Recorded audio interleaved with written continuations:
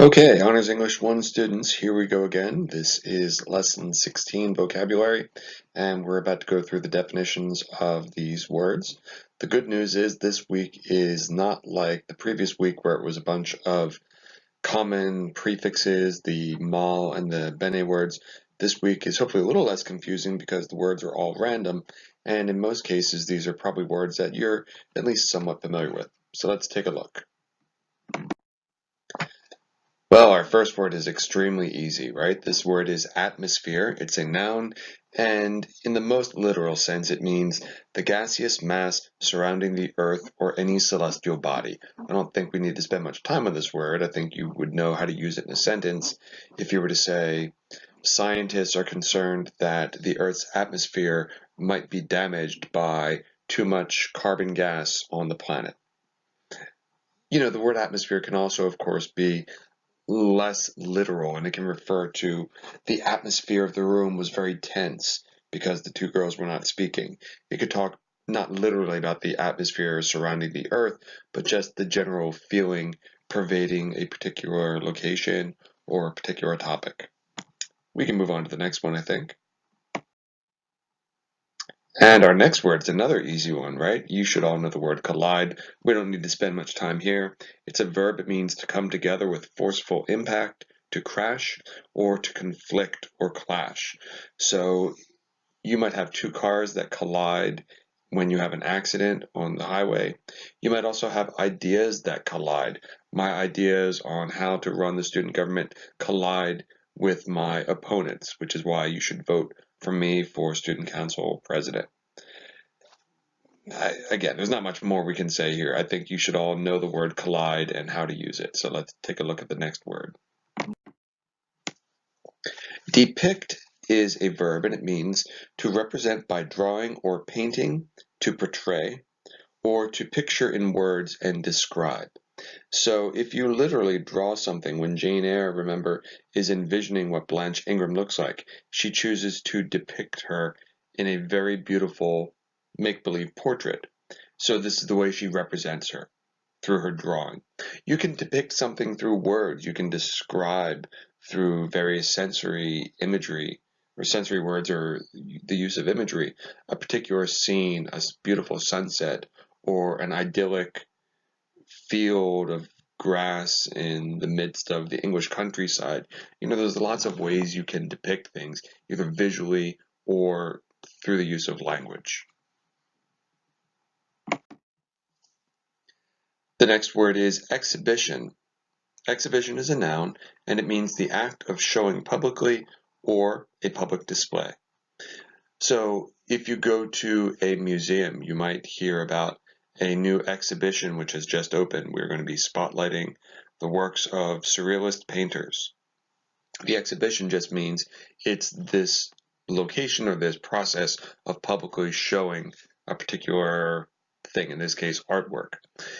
An exhibition could also be something that a person conducts. For example, if you had someone who was screaming and shouting in the middle of a quiet place, a church, or some sort of important ceremony, you might say, I didn't appreciate his exhibition of rudeness and intolerance and anger. So the exhibition in this case is not a painting being displayed, but rather it's someone's behavior and someone's anger or other inappropriate actions being publicly shown or displayed. Let's take a look at the next word. Guys, you're getting off really easy this week, goodness. The word is impressive. It's an adjective. It means producing attention, wonder, respect, or admiration. Getting 1,000 points in basketball is an extremely impressive feat, and only a handful of high school students in Haddon Heights have accomplished this impressive task over the years. Not much more we can say about it. This is a word I'm very comfortable with, you guys doing well with on the quiz and knowing the definition. Let's take a look at the next one. To induce is a verb, and it means to bring about or to cause or to lead to an action and persuade. So let's take the first one. the first definition here. The word induce is often used in conjunction to describe a pregnancy. If a woman is pregnant and goes over her due date, sometimes the doctor will say we might need to induce pregnancy. And what that means is the woman is given a chemical which basically helps to, for lack of a better word, jumpstart the labor process to make sure that the baby does not go too far past the due date to the point where it might be compromising her health. So to induce a pregnancy means to bring it about, to cause it to happen, or to persuade the child to come forth. You could also induce someone's behavior. He was induced to drink alcohol even though it was against his personal beliefs. He was led to this action. He was persuaded by his friends to do this. Let's move on. I'm almost embarrassed at how easy these words are. Well, the next word is ingredient, and an ingredient, as if you did not know, is any one of the elements in a mixture. So if you are baking a cake, one of those elements might be an egg, or it might be flour, or it might be sugar. They are all ingredients. As far as using it in a sentence, I think it's pretty self-evident, but you might say, because I did not have the right ingredient to add to the casserole, I substituted a different spice and it did not come out quite as well as I would have hoped. All right, let's take a look at the next. Finally, a word that maybe is not insultingly easy for you. This word is inherent. The word inherent is an adjective and it means existing in someone or something as a permanent or basic characteristic. Now this is a little tricky and the description is not particularly easy to decipher. What that means essentially is if you have an inherent quality, it's a permanent or basic characteristic in you. You might use it in a sentence by saying, I'd like to think that kindness is an inherent quality in all people.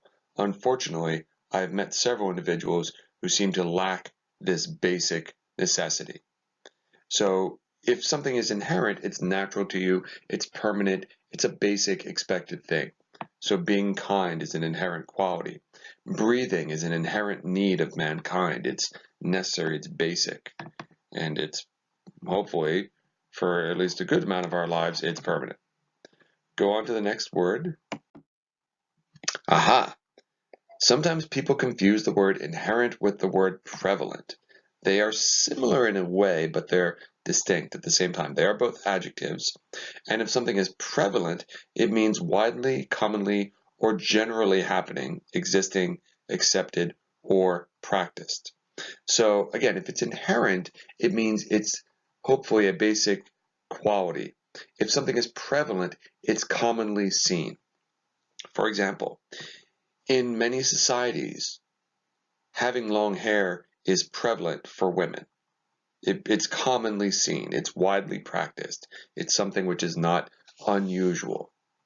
So be careful when doing the exercises that you do not mix up prevalent, which again means you see it frequently, it's commonly practiced or accepted, versus something inherent, which really deals with sort of your internal qualities or your internal behaviors. And then lastly, the word surpass is another one that's hopefully pretty easy. You should know it means to go beyond, to excel, or to exceed. So I surpassed my parents' expectations by getting straight A's this marking period. You went beyond what was expected. You exceeded what was hoped for. And we're done in less than 10 minutes, so hopefully that was a pretty painless exercise for you. And I hope that with the possible exception of a word or two here or there, you should do very well and have a pretty easy time with this week's quiz. So good luck, and I'll see you next time.